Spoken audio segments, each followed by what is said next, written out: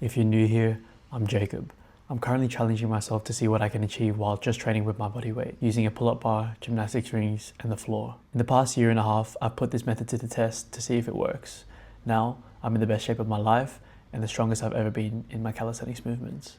I'm documenting my journey here on YouTube, so if this is something you're interested in, welcome to the fam. After posting my last video, over 2,000 new athletes have joined us. I'm honestly so grateful for your support, questions, comments, and DMs, whether you're a day one or whether you've recently subscribed. Before I jump into things, since so many of you have been asking me, I want to put out feelers for training programs or online coaching. If I reintroduce my training app, would you genuinely be interested in joining? And if so, what would you want the programs that I release to focus on?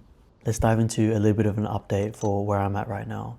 In regards to training, you can identify progress through things other than just increasing weight and reps. And if you're training body weight like me, you can use metrics like session duration and RPE, or rate of perceived exertion, which is essentially just a number to tell you how hard it feels from 1 to 10. I've been making a lot of progress with my handstand push-ups. My handstand push-up and pull-up block is decreasing in overall duration, meaning that I'm getting stronger and more efficient with the superset. I'm even noticing that my handstand push-ups feel more controlled than just a few weeks ago, especially during the concentric phase. I hit a handstand push-up PR recently. I did 3 sets of 2 unbroken reps. My goal for this year was 3 sets of 3 reps, so it seems like I'm closing in on that goal. The carpet floor at home is actually uneven, so I like to challenge myself to do them in different parts of the house. That way I know I can do it on any surface and my sense of balance is at a good level. In terms of my nutrition, I've been filming a whole bunch of what I've been eating, so stay tuned for that in a separate video. Nothing really has changed too much. If anything, I'm just having more consistent foods throughout the week, and most of my meals are predominantly whole foods. I actually subscribed to get a whole box of cinnamon protein cereal as my daily sweet treat. I usually have a bit of this with lactose-free skim milk after every meal, which consists of mainly whole foods. I stopped posting vlogs about my nutrition as they took quite a bit of effort to edit and didn't perform too well. So I interpreted this as you guys are more interested in my training, but if you want the lifestyle side of my fitness journey back, comment so I know to release that content too. And in terms of sleep, for the most part, I aim for 7 to 9 hours of sleep every night. Lately, I've been having to get up at 5 a.m. for work on the weekends. And because it's so different to my weekday wake up time, it really messes up my circadian rhythm and I find it so hard to get sufficient sleep. It's crazy, but I've been averaging 9 hours of sleep over both Saturday and Sunday each weekend for the past 3 or 4 weeks, and it's something I actually want to seriously sort out. Funnily enough, I've still been feeling really good and hitting my PBs on 4 to 5 hours of sleep, which initially had me curious about how much sleep I actually need, but I remember the time that I tested this and I discovered that I can't keep up the high performance for very long while on anything less than 7 hours of sleep. Before I answer your questions, I have a question for you to answer in the comment section of this video, and that's not to catch you out, but so we can really build our YouTube community into one that keeps each other accountable and provokes growth in each other. You also never know who might be dealing with the same thing or who might have wisdom to share about your current situation. If you are the one sharing tips, keep it all constructive. Here's my question. What is one thing you can clean up on this week and how will you approach it? We all have at least one thing. Here's mine. During the week, I find myself stimulating my brain with work much later than I should, ignoring my wind down alarm in the name of productivity. This is actually counterintuitive because it impacts my sleep, which then impacts my productivity the next day. I've stubbornly kept this up over a few weeks and my sleep quality has gotten worse. I'm putting a stake in the ground to make a change by setting a realistic time for me to stop working or stimulating my mind and focusing on winding down for quality sleep. I'm going to answer the questions that you guys have asked me through my comments and DMs. While watching, if you think of some more, comment them below. I'm super skinny and can barely do a push-up. Where do I start?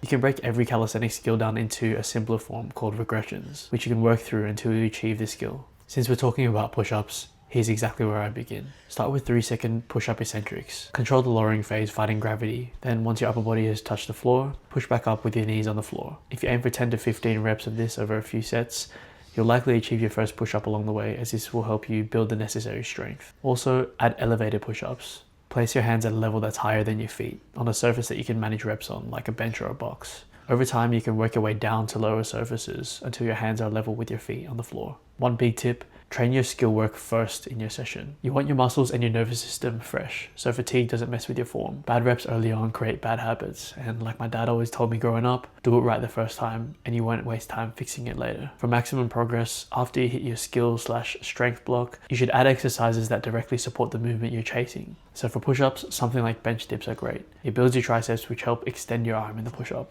What equipment do I need to start my calisthenics journey? Honestly, the floor and the wall are all you really need as a beginner. There are already enough barriers to entry with calisthenics skills, so keep it simple. Start with a basic program that focuses on the lowest hanging fruit, like push-ups for foundational pushing strength, and handstands for coordination and body awareness. Training this way also teaches you how to break complex skills down and work through progressions, all the way to the final boss versions of the movement. Keeping it simple early on helps you build the discipline and patience that calisthenics requires, because delayed gratification is a huge part of success in this game.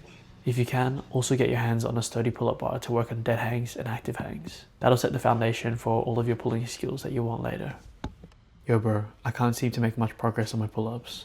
Any recommendations? I'm currently trying pyramid sets, maxing out at 6 or 7 reps for the first set, then 5, 4, 3, 2, and 1, and I throw in some band work at the end. Not seeing the progress that I want. First of all, if you're seeing any progress, even if it's incremental, that's still a win. Stay patient because it compounds over time. That said, if you've hit a plateau and you aren't progressing, here are a few things that you can tweak. Number 1, check your frequency. When you're building any calisthenics skill, I recommend focus sessions at least 3 times a week. That gives you enough volume to improve, but still enough rest between sessions to actually recover and grow.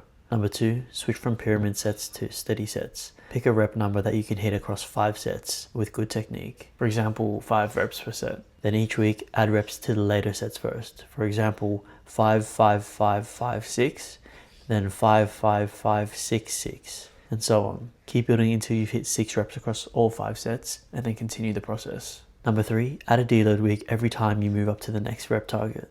You're constantly pushing the limits, so giving your body and nervous system recovery time helps fight injury, plateau, and demotivation. And number 4, after your main sets, use regressions like Nutri-Grip pull-ups or chin-ups. Keep your form clean and push to technical failure to condition your body to handle a lot of vertical pulling patterns, which will translate to your pull-up strength. It's not the flashiest approach, but in my experience as a coach, specificity wins.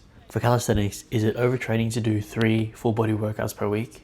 I have 2 things to say about this. Number 1, when it comes to overtraining, the first thing I'd assess is whether you're noticing physical signs like golfer's elbow or tennis elbow, which are actually pretty common in calisthenics because of the heavy brachialis involvement. Usually, your joints and tendons will tell you if you're overdoing it, so it's important to pay attention to any symptoms. Keep in mind, tendonitis and similar issues can also come up from poor technique, which is common during fatigue reps. So to cancel that factor, train with quality, control, and intent always. If you do think you're overtraining, I'd recommend regressing things gradually. Reduce your total sets, reps, exercise variation, or even adjust your rest times and how many rest days you take between sessions. Also, don't forget to factor in your lifestyle. Things like playing sports or even writing and typing a lot can put extra stress on your brachialis and contribute to those symptoms. The second thing I have to say is about training full body 3 times a week. It's not necessarily wrong, but if you're able to train 3 times a week, I'd recommend switching to an upper-lower-upper split. This way, each session has a deeper focus. You're not just hitting everything lightly. It's easier for your nervous system and avoids that feeling of being absolutely fried because your blood is just constantly rushing between your upper body and lower body. You get better quality work and better recovery between sessions. Which is better in your opinion, splitting the upper into push and pull days or doing them both in one whole upper body session? It really depends on your goals, your lifestyle, and what you can consistently show up for. There's no right or wrong answer, and honestly it can change at different stages of your life. Personally, I used to split my upper body sessions into respective push and pull workouts, but I switched to combining them into one workout for 2 reasons. Number 1, a couple of years ago during uni, I had a crazy busy week and I didn't have time for separate sessions. So I combined my usual push and pull workouts, which normally took me about 45 minutes each. On paper, it seemed like a good idea, but in reality, it took over an hour and a half and I couldn't even finish it. It absolutely wrecked me. But the competitive side of me took it as a challenge. So from then I decided to keep both push and pull movements combined into one workout to condition my body to actually be able to handle it. The other reason I switched was when I was doing push and pull separately twice a week, it limited how often I could hit certain muscle groups per week. This wasn't helping my handstand push-up progress as I needed more frequency to establish neural patterns and just get used to the movement. Switching to full upper body sessions made room for a 3rd session each week. The volume was pretty tough at first, but over time I conditioned my body to handle the extra workload.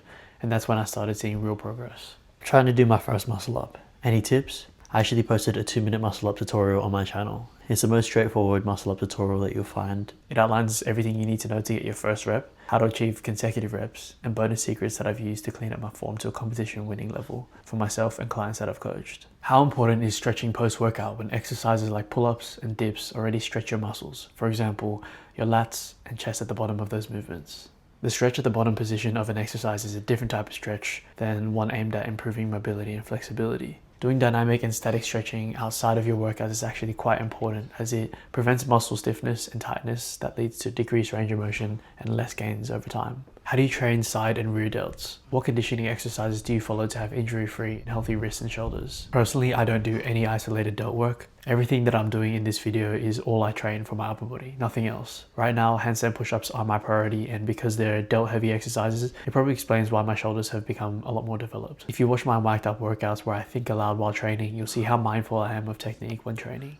I execute all my movements with intent. This is probably the biggest factor that's kept me injury-free with healthy joints. Before I go, I've got some exciting news.